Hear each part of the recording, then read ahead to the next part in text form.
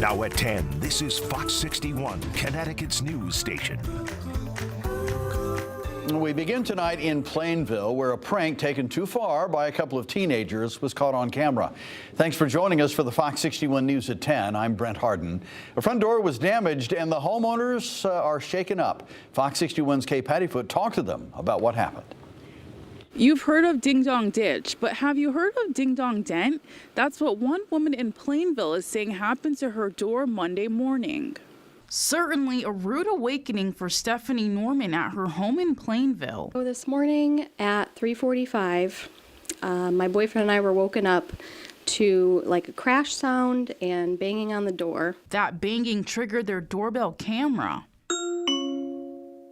Someone is at the front door doorbell. So we immediately checked the cameras that we have around the house, and I noticed it was a couple of kids. They opened up the screen door and then started whacking on the inside door, and then they took off running. So we go back to bed and everything. It wasn't until they woke up and went outside and saw the damage to their front door. We looked closer, and they actually had a hammer with them.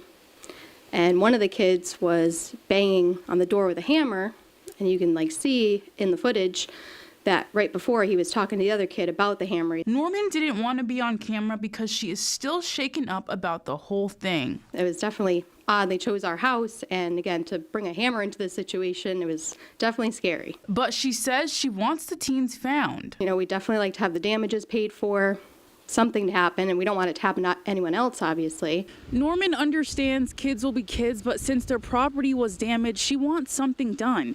In Plainville, Kay Pattyfoot, Fox 61, Connecticut's news station. All right, a gray and chilly start to the work week. Let's check in now with meteorologist Sam Samperi for a first look at the forecast. Sam?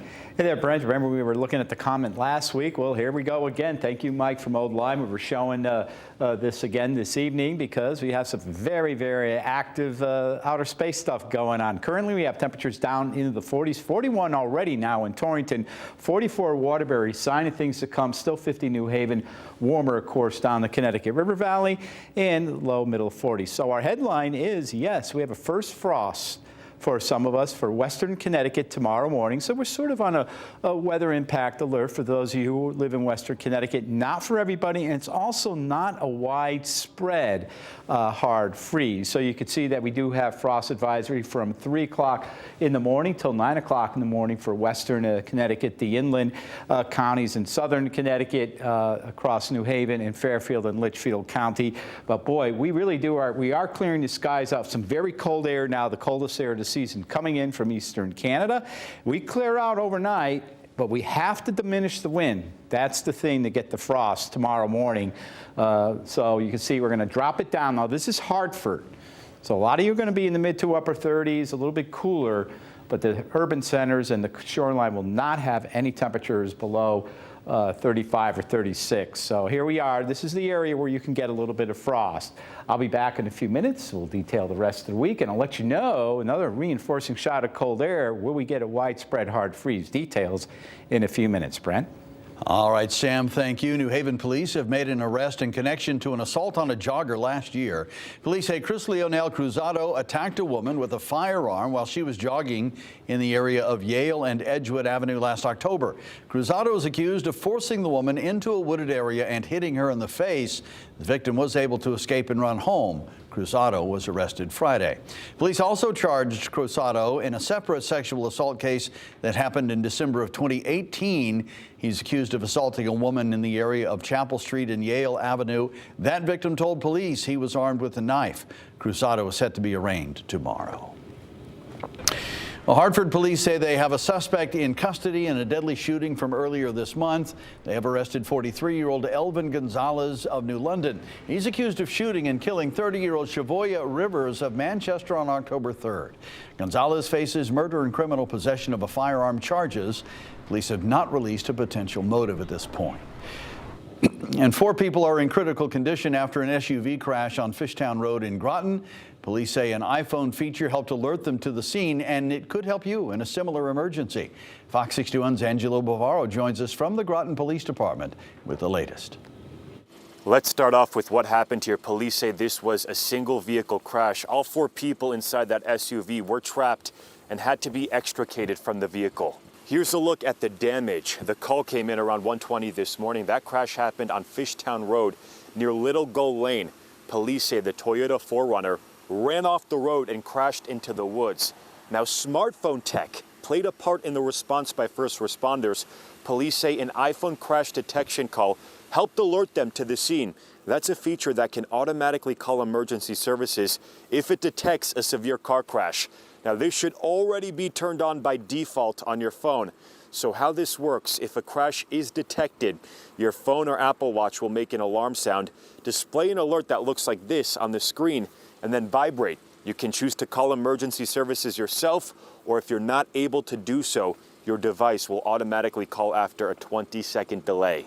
Depending on what provider you have, what it will do, it will send alert to the 911 system. And in this particular case, there was an open line, so the crash detection went off, alerted our 911 dispatchers. There was an open line, and shortly thereafter, we did receive other 911 calls, but it provides an instant communication to the dispatch center. Another recommendation is to fill out the medical ID and emergency contacts in your phone. This is super simple. So all you do is pull up the health app and then click on medical ID. You'll see this screen right here asks for a bunch of information: name, date of birth, medical condition, anything that can help those first responders.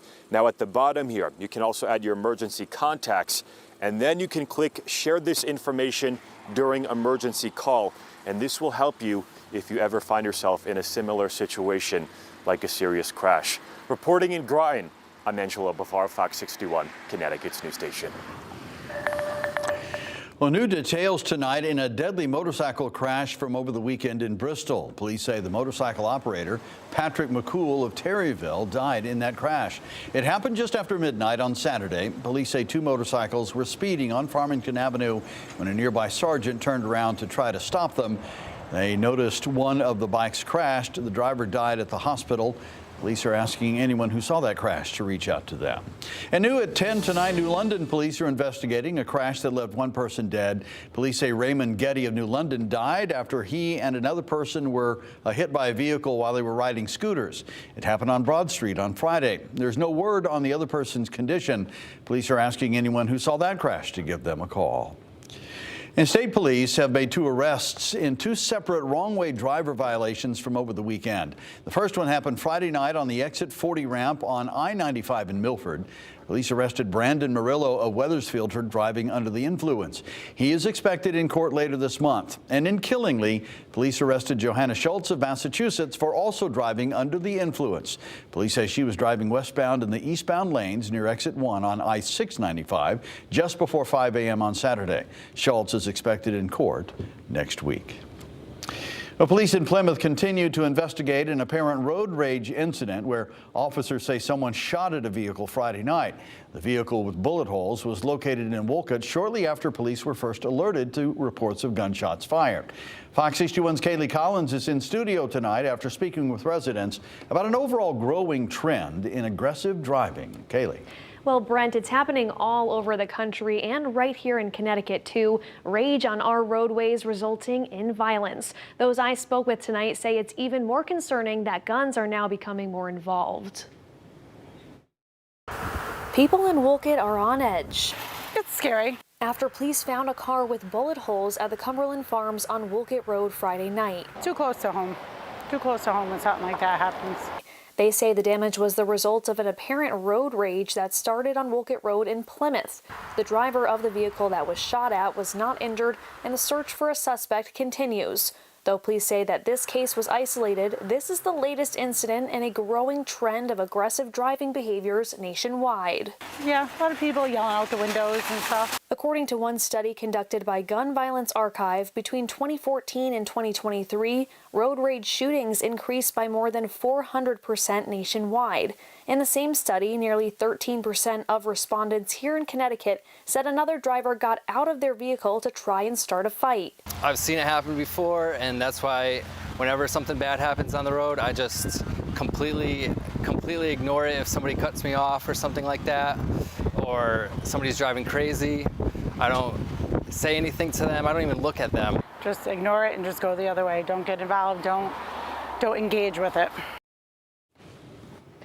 Now, this incident is still under investigation. Plymouth police are asking anyone with information to give them a call. Reporting in studio, Kaylee Collins, Fox 61, Connecticut's news station.